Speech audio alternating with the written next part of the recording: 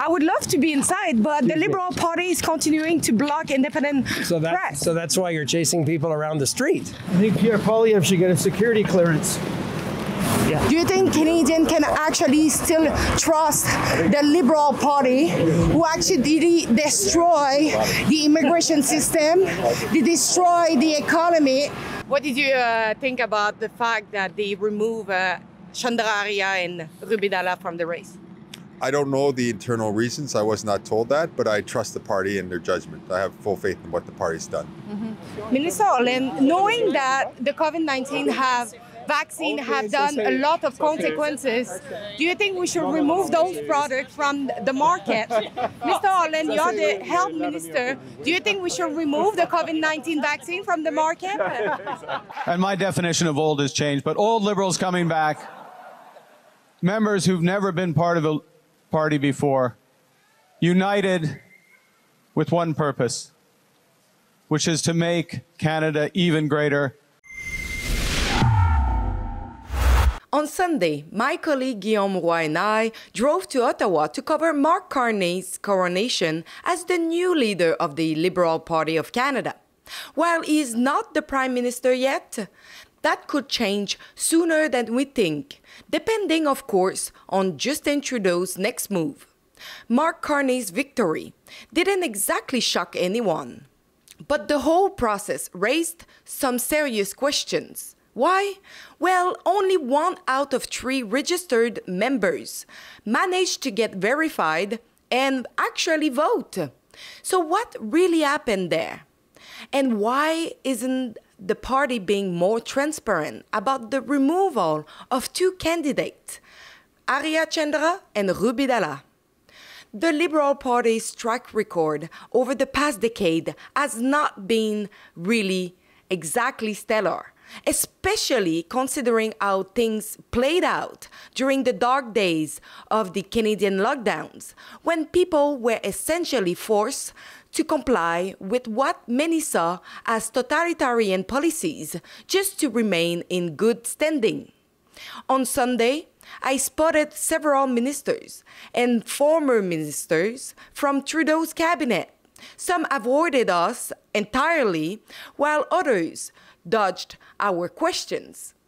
One of the main points I wanted to address was whether Mark Carney should disclose his financial assets to come clean with Canadians. The thing is, Carney owed significant financial assets, and as the likely replacement for Prime Minister Justin Trudeau, he could take office without previously disclose his wealth, potential conflicts of interest, and where his money is actually invested. This concern becomes even more pressing considering reports that Mélanie Joly gave Carney a confidential briefing on the looming U.S. tariff, information that the other candidate never received, despite its potential impact.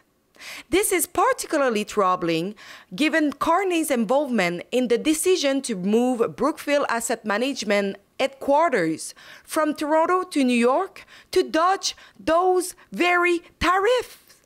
So what's really going on behind the scenes? I will let you take a look at all my interaction and judge for yourself. We have made this the greatest country in the world, and now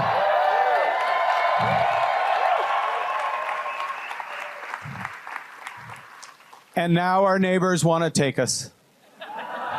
No way. Hi. Hi, how are you? I'm well, thank you. Can I ask you a quick question about Mark? I just want to know why Mark Carney is refusing to release his asset. He wants to be Prime Minister. Do you think he should be more transparent about it? Ma'am, how are you? Good, how are you? Nice to see you. I'm well, how are you? When the CSIS Act was prepared, there was no iPhone. You can see that there's a certain gap in some of those authorities. So we think a thoughtful, more holistic review of national security legislation is the time to deal with the very thoughtful recommendation in the Emergencies Act. The presence of the Ottawa Police Service that does terrific work in dozens and dozens of protest situations every year. This was an extraordinary moment that required extraordinary measures. But we think the Government of Canada has to strengthen its partnership, for example, with the Ottawa Police Service. Mr. Dominic LeBlanc, you are now the finance minister. Do you think that Mr. Mark Carney should actually release all his assets before being a prime minister? I'm not going to chat to you. I think you should go stand in front of that door. I think you'd do better there. I would love to be inside, but the Liberal Party is continuing to block independent press. So that's why you're chasing people around the street. No, I'm scrumming people around the street. No, it's not a scrum if we're walking to a car. No comment. No, you're not, but you're a public servant, isn't it? You should answer the question, isn't it? Yeah. You pay for answering question, so you should actually like answer to every kind of people. Media, independent media. I talk to media all the time. I spent a lot of time today talking to the media. So why you never actually take the time to accept our request for being there as media? Excuse me. Mr. LeBlanc? Are you going to be more freedom of the press with Mark Carney as Prime Minister? What about the process of the vote? So again, this is Dominic LeBlanc. Mr. LeBlanc is now the new finance minister, and of course he's endorsing Mark Carney. He's not going to comment about if Mr. Carney should be transparent about his financial asset because he's still refused to release it. We don't know yet if Mr. Carney have conflicts of interest. We don't know where he's making his money from. We don't know where he's investing his money. Does he invest in multiple climate change and other green policy, blocking us to actually go forward with pipelines? Because as you remember, Mr. Carney was supporting the blocking of the pipeline here in Canada while actually receiving big paycheck from Brookfield Asset Management of pipeline project around the world. But you see, Mr. LeBlanc refused to answer to independent news outlet that is today Rebel News. And yet your company has invested billions of dollars in oil companies in both Brazil and the UAE to buy pipelines. You bought billions of dollars of pipelines as a company in the last 5 years. Do you support those investments? Mr. Poilievre, there is a global energy system, and one of the issues, I'm trying to explain a bit of how the economy works. One of the Thank issues, you so much. It may help. One of the issues for this committee in thinking about a sustainable transition. Do you support it? Where is Canada's role in those as energy transitions from fossil fuels to renewables? And in different jurisdictions, into different geography, it matters. It matters, and this is a fundamental point. Yeah. No, I'm sorry. This is a fundamental. You're finally getting to a point that is relevant to this committee's inquiry. What you're saying is you oppose pipelines in Canada, but you support them in the UAE and in Brazil. That's what you've actually said. There are specific. That's your double standard. It is not a double standard. It is a double standard. No, it's not. You make billions of dollars off foreign pipelines, and you shut them down here at home, putting our people out of work. So I just had an interaction with Frank Baylis. Frank Baylis is one of the candidates for the Liberal leadership race. I don't know if you saw our report on Frank Baylis, but one of the things is that his company was awarded a $237 million contract to produce ventilator during the COVID-19 pandemic. It sounds noble, but no. Baylis was no longer MP, but he was still deeply embedded within the Liberal network. And that contract, it got awarded without a competitive tender. So I asked him a couple of questions. Check it out. Mr. Baylis, how are you? Do you think you have a chance to win today? I think in some ways I've already won. Mm-hmm. We put a lot of important things on the agenda that people want to talk about, and I've been honestly overwhelmed by the positive responses. So yeah, we'll see for sure. What did you think about the fact that they remove Chandraria and Rubidala from the race? I don't know the internal reasons. I was not told that, but I trust the party and their judgment. I have full faith in what the party's done. Mm-hmm. Because they claim that the risk of foreign interference, but they kept the money raised by the candidate. Well, I don't know if there's even a process to give money back because the money doesn't go from candidates. We got to go to a direct. meeting. Yeah. Okay. Good luck. Merci. Thanks. Do you think Mark Carney should release his financial asset to get clean about his record? I think Pierre Poilievre should get a security clearance. Don't you ask Pierre to get a security clearance? I just had an interaction with Omar Alghabra, the former Minister of Transport.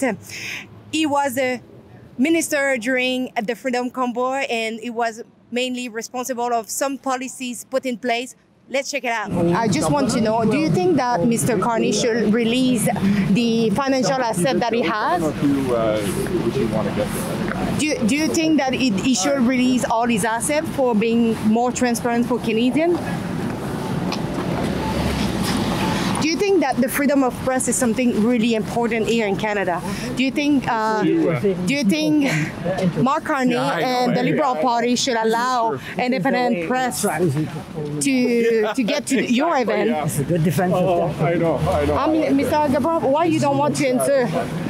Do you have any regret of the policies that you and your government hold during the pandemic? Do you have any regret? Do you have anything to say to Canadians about the fact that Canadians have been denied their rights to travel during the pandemic? Mr. Alghabra, do you regret to have froze the bank account of the people who were protesting peacefully here in Ottawa? Do you have anything to say to Canadians for the economic crisis that we are living on, and that is part because of your party? Do you think it was the right thing to freeze the bank account of the Canadian?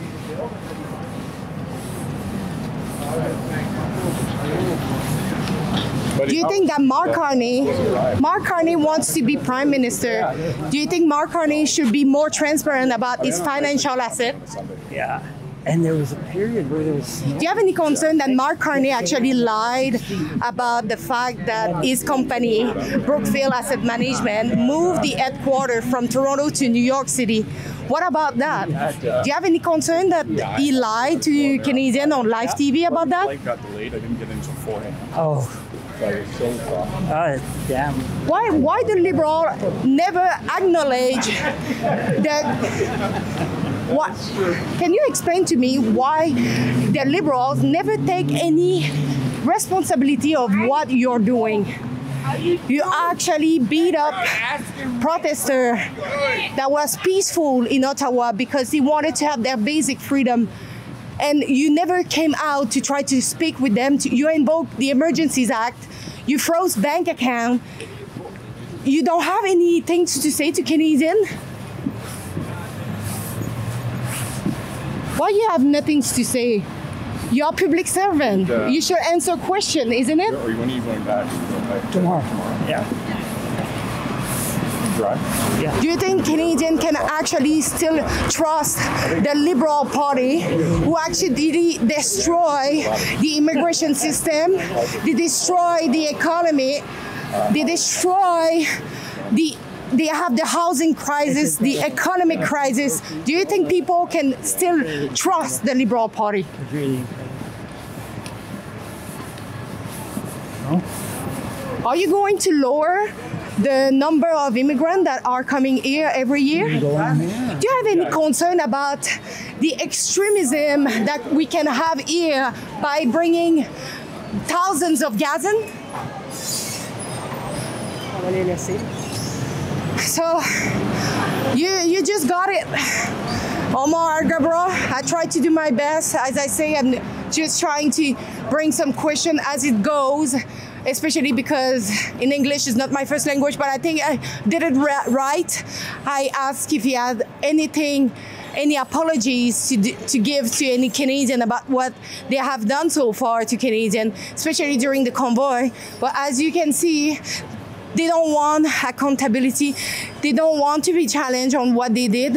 And this is the Liberal Party. They will never change. Minister Olen, knowing that the COVID-19 have vaccine have done a lot of consequences. Do you think we should remove those products from the market? Mr. Holland, you're the health minister. Do you think we should remove the COVID-19 vaccine from the market? Do you think that? Mr. Holland doesn't want to answer the question about the COVID-19 vaccine. As you know, there was a lot of bad side effects, and I just asked if we should remove those products from the market. But Mr. Holland, that is the new health minister, seems to not care about those issues. Do you think that Mark Carney should release all his financial assets that he have to be clean in front of Canadians? Why are you not answering, Mr. Miller? The Emergencies Act spells out a clear process that must be followed once an emergency is declared. Yesterday, the orders and regulations that allow us to take action were published in the Canada Gazette. They outline in specific terms our clear, targeted, and proportionate response to this crisis. Mark Carney wants to be the Prime Minister. Do you think he should release his financial assets to make sure that he's getting clean for Canadians? What do you think of that? Why you don't want to answer? Mr. Isasi, can I ask you quickly, do you think Mark Carney should be releasing his assets to come clean for Canadians? Do you think we should send more money to Ukraine? Mr. Ali Isasi. The organizer is telling you to leave the place. I don't want you to walk backwards, sir. It's not safe to walk backwards. It's not safe to walk backwards. Turn around. Mr. Adam, do you regret for stopping us the other day? Do I have a regret? I live without regret. No regret. What about closing the blinds? What was that tactic to close the blind on us? Why did you try to block the camera of my producer, Efron Mosento? Do you think you have the right to decide who is the press and who should report on stories? Mr. Adam, why are you not answering questions? You're a Liberal MP. You should probably answer a couple of questions, isn't it? Why are you filtering the press? Mister? You have nothing to say about the other day? Answer the question! You see, some people are saying you should answer the question. You're a public servant. You should answer a question. Why did you block us the other day? Who is paying for the RCMP of Mark Carney? Is it the party or is it the taxpayer? Why are you not answering question? As soon as they pass the fence, they know that they are safe because obviously the security asked me to not pass through the fence. So they go quickly and they run inside for making sure to not answer our question. Don't forget to go over calltheelection.ca. It's calltheelection.ca. We have a petition that we are asking for an election as soon as possible. That means right now. So go and sign our petition, calltheelection.ca.